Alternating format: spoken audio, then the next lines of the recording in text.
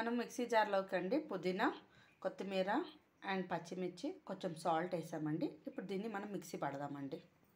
Green chicken biryani అండి ఇవాళ. Chicken మనం మ్యారినేషన్ చేసి పెట్టాము కదా, ఇంతకుముందుకు మనం మిక్సీలో పుదీనా, పచ్చిమిర్చి పేస్ట్ వేసాము, అవన్నీ దీనికి అప్లై చేసి పెట్టాము. ఇప్పుడు దీన్ని మనము కెలాగ్స్ కార్న్ఫ్లేక్స్ ఉంటుంది కదా, దాంట్లో ఇట్లా డిప్ చేసి ఫ్రై చేస్తున్నాం కడాయిలో.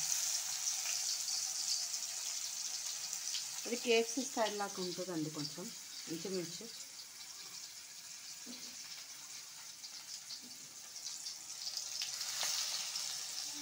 ఇట్లా ఒకదాని తర్వాత ఒకటి ఇలా వేసేసుకొని ఫ్రై చేయాలి. ఇట్లా రెండు వైపులా కాల్చుకోవాలండి మంచిగా.